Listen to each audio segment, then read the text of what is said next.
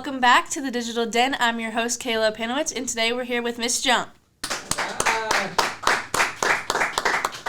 So you are the principal at TES. Can you tell us a little bit about yourself? Absolutely, yes. This is my second year of principal there. So a little bit about myself. I was actually telling Mr. Howie, I am actually born and raised in Spencer County. I graduated from Spencer County in 2004. The high school looks much different than it did when I was then.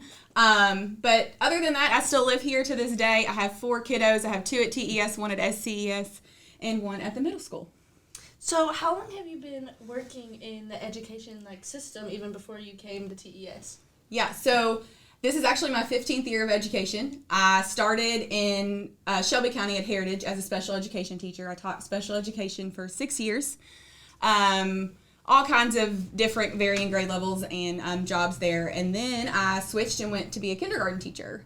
So I was a kindergarten teacher for 2 years, came here to TES as a kindergarten teacher, was instructional coach, AP, and now principal. So lots of different things. So how would you say it differs with changing into being a principal now? It's a lot. It's a lot. And it's always fun. The thing I love about my job is that no day is the same. Mm-hmm. You never know what you're going to get, and that's the fun of my job. It's just a lot of different aspects. When I was a teacher and then a coach, your focus is really on instruction, and my focus is on instruction as a principal too, but there's so much more about building maintenance, and just like custodians. I was out a custodian this morning, so figuring out how do I get mop water? Those are just things that you don't think about as a principal when you're going in to be a principal, that what all hats that you wear. So a lot of behind the scenes that you don't get to see from being a teacher and a coach. Absolutely. So let's talk a little bit more about you for a second. So What are some hobbies you have outside of being in our lovely Spencer County and being our principal at TES? Right. So as I said, I have 4 kids, so they keep me super busy, of course. We have 1 in cheer, 1 in tumbling. The boys like baseball, so those always keep me busy. But when we have downtime, I enjoy gardening. Flowers are my favorite. Those are one of my favorite things to put on my porch and garden when I have time, as well as crafting and baking. Those are things that I love and enjoy to do when I have a free moment. Crafting and baking. I love doing those things too. So, do you have any future goals that you would have, not only just for TES and being the principal, but for you personally that you would like to share with us for the upcoming year? Well, I don't have a personal goal for the upcoming year, but when you become a teacher, you are committing to a lifelong learning. I don't think you ever stop learning in anything that you do when you become a teacher or a principal or anything. So one of my goals is actually, hopefully within the next year or so, I'm going to go back to school and get my director of special education. As I stated, I was a special educator when I first started in education. That is my passion, and was my passion when I started, and it still is a big passion of mine. And so I'd like to end my career in something in special education, which technically is 12 years, but I don't think at 49 I'll be ready to retire. But those are just some goals that I have for myself. Where that leads me, I don't know, but that's what I have planned. Well, I know we're really grateful to have you, not only as a former teacher, but as a principal here at TES. So going into you being a principal and you being a former teacher there, can you tell us a little bit about your staff and how your classes work in your school? Absolutely. So TES, we actually, we've been in our new building for, I think this is our 7th year there, going into our 7th year. So we have about 650 students. We have 26 homerooms. So, and our average class size is anywhere from 26 to 28 kids, depending on grade levels. Staff have about 80 staff, and the thing that I love about my staff is that we're all family. So when you come to TES, that's the environment that you feel. You feel love for kids and the adults and just everybody in the building. And I think that's what drew me to TES and what keeps me going there, because you truly feel supported both educationally, professionally, and personally there. So our kiddos, that we just went to departmentalization in 4th and 5th grade this year. So this is our first year having 4th and 5th grade switch classes for reading and math. And it's been a little bit of a challenge for kiddos and teachers to kind of adjust to, but it's something we're super excited about. And we've seen great benefits from so far. So that's just kind of a little bit about us. We have related arts. We have music, art, PE, technology, and library that our kids experience once a week there. So that's just kind of the makeup of our building. And I know being a student, also having that like loving community type family staff when you're going to a school can really impact like your learning ability. And elementary school is a very crucial time for your learning and what you grow up on. So I feel like having that great community aspect is a great thing with coming to TES. So is there any new staff or any staff members that you would like to give a little shout out to? As I said, my staff is amazing. We do have some new staff on hand. I was trying to think about that, of actually how many I have. I think I have 3 new staff members in the building this year. We're a relatively new staff. Last year we had a lot of, I think we had 10 new staff members last year. And that was because of just the change in administration. My whole admin team was new.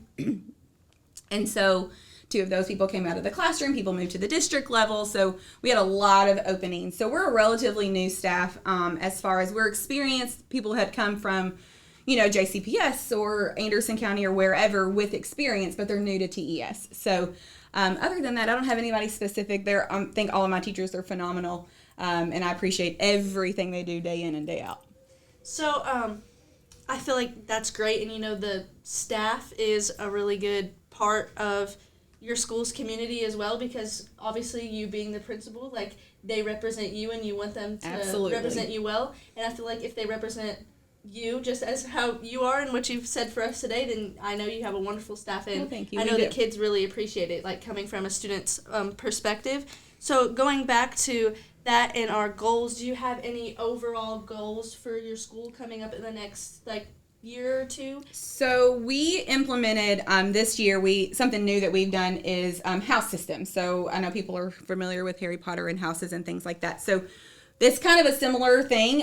So we actually implemented house systems at the beginning of the year. So all of our students are in one of 6 houses, and they're all named after a tiger, because we are TES Tiger. So they're all some type of famous tiger from either a Disney movie or something like that. I think most of them are Disney movies besides Tony the Tiger, which we all know and love. But with that, so with our house systems, like I said, each kid is in a house, and then each kid has a specific mentor as well. And so with that, we're hoping to branch out with goals as far as just embracing that more. And I would love to do some more community outreach and partnerships with different people in our community, because I think one of the big things is that our community, I don't feel our community knows the great things that happen at TES, and so I want to publicize that more, but I also want to have our students have the opportunity to have role models within the community, even through the high school, and just with businesses and the nursing home and things like that, to give them a chance to feel a part of the community and that they're not isolated just at TES. Like, I want them to know what this community is about. And I think that's partly because I grew up here and I think it's wonderful and great. So I just want them to be able to experience that. Because a lot of our families haven't grown up here. Like, a lot of our families have moved here for various reasons. And so I want to be able to showcase the great things that happen in Spencer County. And just get them involved in the community. Exactly. Yeah, and I've been born and raised, grown up here too, so I know how it is to have them involved in the community. In Spencer County, coming to any of our school systems, it's really a big family, not only in the schools but just in the community. So especially getting them involved young can really help them and get them involved with everything we have going on here. So so exciting things that are going to happen this year. I know you talked about the houses and their mentors and leadership. So do you have anything exciting things planned maybe to go along with that, or anything coming up before Christmas? We do, actually. So our house systems, we actually have we had the first house assembly, we have for a year, or what we have planned. The first one was putting students in houses, and putting 656 kids in a house is a daunting task, in case anybody was wondering.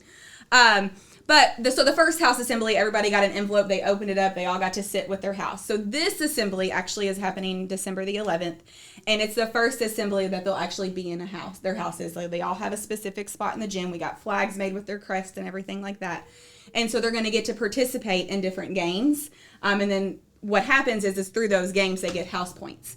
And so at the end of the year, what happens with behavior and house points, and there's different ways to get points. Obviously, behavior is our big push. We have a canned food drive going on. They get points for that. With these games, they'll get points for that. And so at the end of the year, the winning house gets their flag hung in the school, and then they'll get to have some type of house reward or house party at the end of the year. So that's what they're shooting for.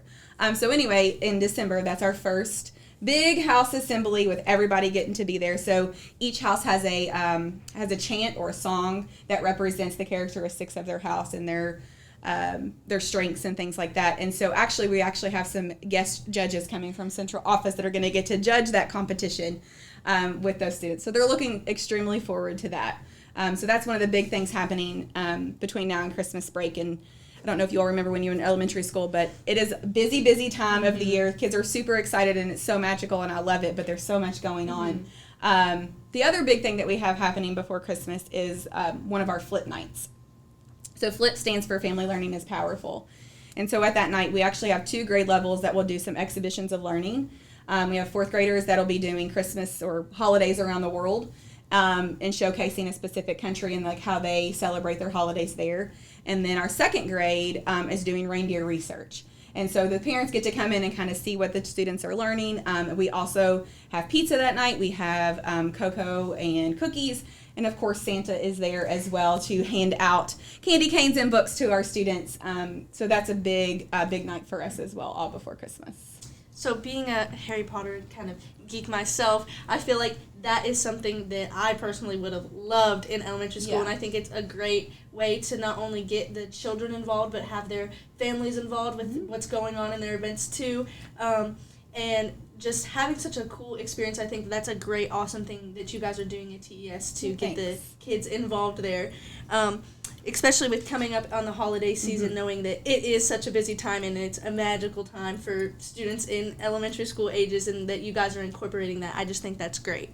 So what would you like to tell the parents of maybe upcoming kids that are looking forward to coming to TES or new kindergarten parents that are hoping to prepare them or maybe ease their worries with coming to your school? It's a big step for parents. I've experienced that twice myself, and it's a lot. And it was very for even me being there and dropping my kid off. I mean, I know I'm there with her, but it's a very hard time for a parent. It's an exciting time. It's also a nervous time for parents. And what I would say to parents to ease their mind a little bit is actually something I tell my staff at the beginning of every year. And this, when I was in administration or when I was in school to be an administrator, one of the questions I had to answer was interview a parent and just say, what do you want? Would you like to see at a school? And she said, what I want you to remember, and I tell my staff this every year, is that when I drop a student off, I'm giving you my entire world.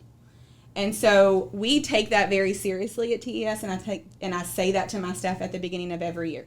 They are giving us their entire world, and they are entrusting us with their students. And so I think that's what comes in with the love and the community of TES. They embrace that and they understand that. And so that's what I tell my parents. We understand you're giving us your most precious jewel that you have, and we will make sure to keep them safe. We will make sure to embrace them and grow them academically, socially, and behaviorally. That's what our commitment is at TES. And so I just think that helps students and parents just kind of ease their worry just a little bit. We recognize that you're giving us everything, and we are going to take great care of them while they're with us. I think that is a great piece of advice, especially for upcoming parents that are not only just looking to come to TES, but are sending their kids out into the world. I think that's a great motto that you have in place. Is there anything that you would like to share to the viewers before we end? I think the only other thing that I have to share is I just want to give a huge shout out to Spencer County High School. You all have done amazing things here. We have the football players come on Fridays when they're here, and our kids look so forward to that. So what I would like to do is extend that to anybody else, any other club or sports team or whatever that would like to come, because our kids look up to that. They see you guys as role models, and I would love for them to experience that in other ways just besides football and have that partnership with you guys as well.